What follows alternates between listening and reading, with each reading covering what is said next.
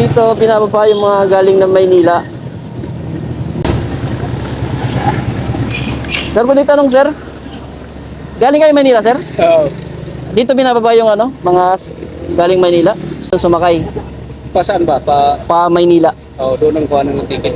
So gaya na nakikita nyo, wala na po mga tricycle na bumibiyahe. Dahil pinagbawalan na po yung mga tricycle na bumiyahe. Tanging yung libreng sakay na lang yung masasakyan nyo patawid dito.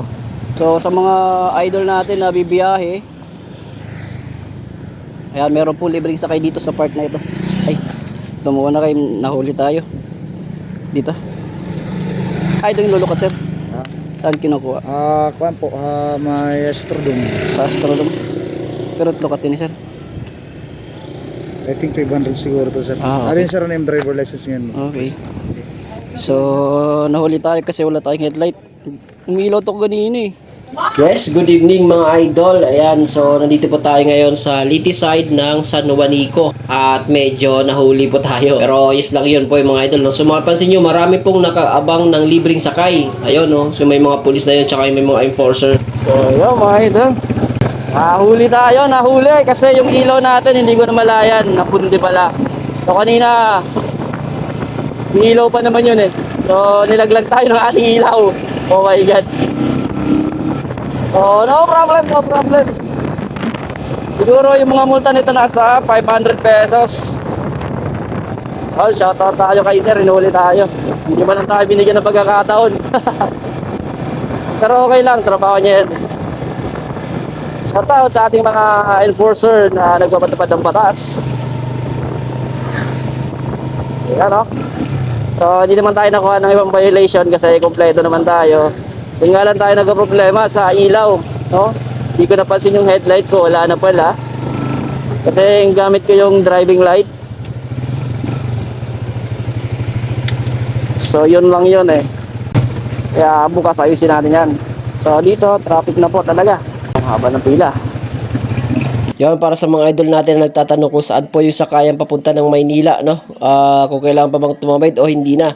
So, sa video na ito mga idol guys, sinabi ko ay hanapin natin kung saan yung sakayan o alamin natin yung saktong sakayan at kung ano yung sitwasyon nito bago makasakay mga idol. Ayan, so sa video na ito tutuldukan natin yung mga katanungan na yan ng mga idol natin no, na nagko-comment no, kung saan nga ba yung sasakyan papuntang Maynila, paano ko yung galing Maynila, paano yung galing Leyte tapos papunta ng Maynila. So yun po yung sasagutin natin sa video na ito at tayo mismo yung pupunta doon para malaman kung ano yung sitwasyon sa pagsakay papunta po ng Maynila, vice versa. So gaya na nakikita nyo, wala na po mga tricycle na bumibiyahe dahil pinagbawalan na po yung mga tricycle na bumiyahe. Tanging yung libreng sakay na lang yung masasakyan nyo patawid dito. Yan, so go na, go!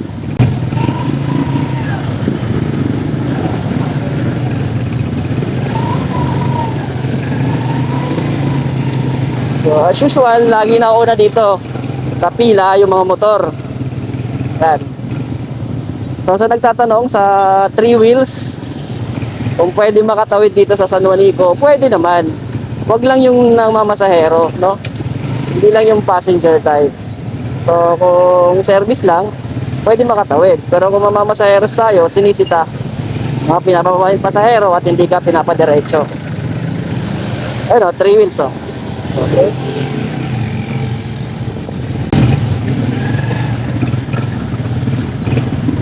May digit set ko ito pag magkataon.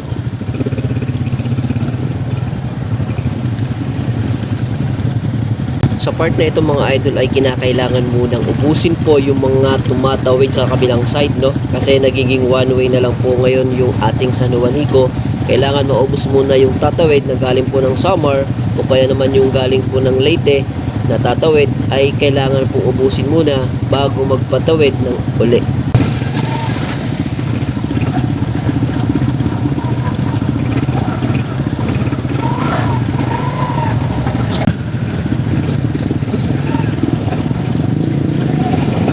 Ano?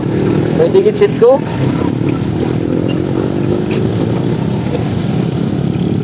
May digit set ko. Get si Mayo. Nagiging one way na po yung San Juanico pag gabi, oh. Bus kasi. Oh. Wow. Kids, sipa kayo. Dalan tayo sa gitna. Pwede pag-iwanan tayo, ah.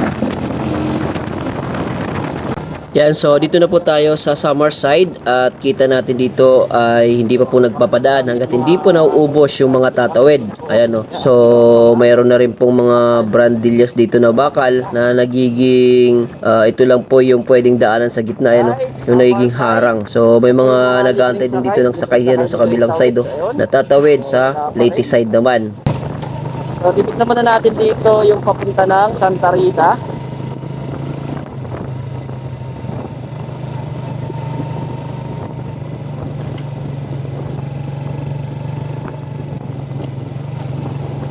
Ang haba ng pila dito. Sa mga nagtatanong ng sakayan papunta ng Maynila, Manila, saan kayo sasakay? Dito po sa Santa Rita,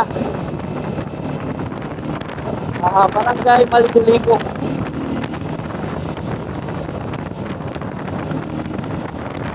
So dito sa part na ito, kulang na po yung ano,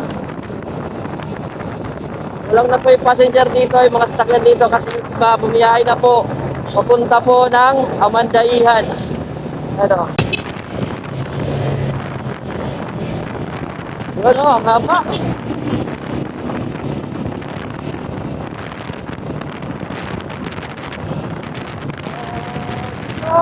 Bagsakan galing Manila.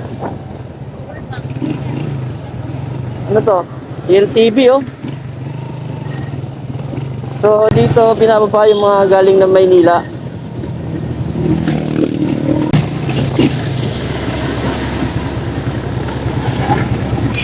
Sir, pwede tanong, sir? Galing kayo Maynila, sir? Oo. Dito binababa yung ano, mga galing Maynila? Sa DLTV lang. DLTV lang. Oo. Paano yung ano, pagsasakay papuntang Maynila? Ito na sa kabila. Sa kabila? Oo, kasi hinaakot din naman ng pasahero eh. May naghahakot na ano? May mga kanya-kanya kaming shuttle eh. DLTV, may kanya tagahakot. Hinahakot lang. So, walang problema. So, sa terminal, pwede doon sumakay. Pa saan ba? Pa Maynila. Oo, doon ang kuha ng ticket. Oo, tapos may shuttle naghahakot dito. Oo, yun. Yun. Kasi hindi man makatawid ng bus sa tulay. Dito may sakayan din dyan sa ano? Ganon din yung mga bus dyan. Galing din dito yung pasahero dyan. Ganun din. Alright. Okay, so salamat, sir. Takloban talaga ang ano. Tacloban talaga, pwede sa Tacloban. Ano ng booking eh. Okay. Lahat ng pasahero na hinahati dito, may ticket na yun. Dito lang din na-drop. Tapos sakay dito, biyahe ulit. Oo. Okay, thank you, sir.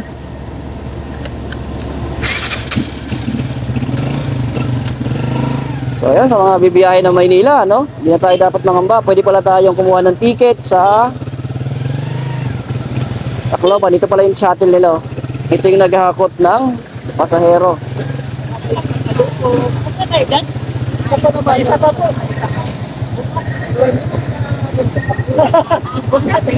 Yun, so ito yung naghahakot ng pasahero ng kanilang shuttle patawid. Tapos sa kabila may kumukuha naman. So maganda.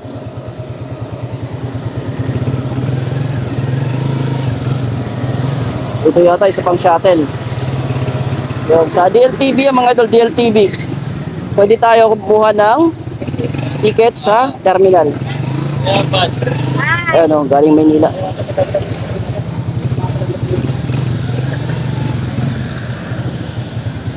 Alright. Okay, so diretso na tayo. So sa mga idol natin na bibiyahe Manila, ayan, may mga bus dito.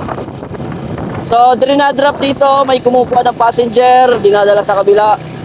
Kung kukuha kayo ng ticket, pwede na po kayo kumuha ng ticket sa terminal, no?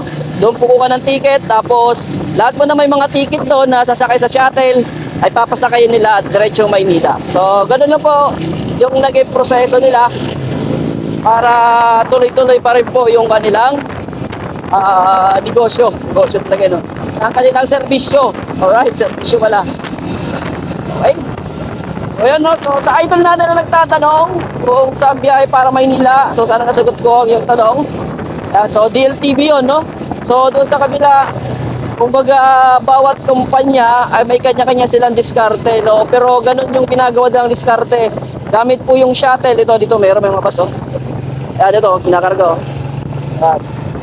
So, ibinababa sa bus, sasakay sa shuttle, itatawid sa kabila. So, sa kabila may nag-aabang din naman na kukuha. Alright. So, meron po silang tagatawid lang sa kabila. Tapos, doon sa kabila, meron namang kukuha papunta na po sa mga destinasyon na kung saan ang inyong mga ruta.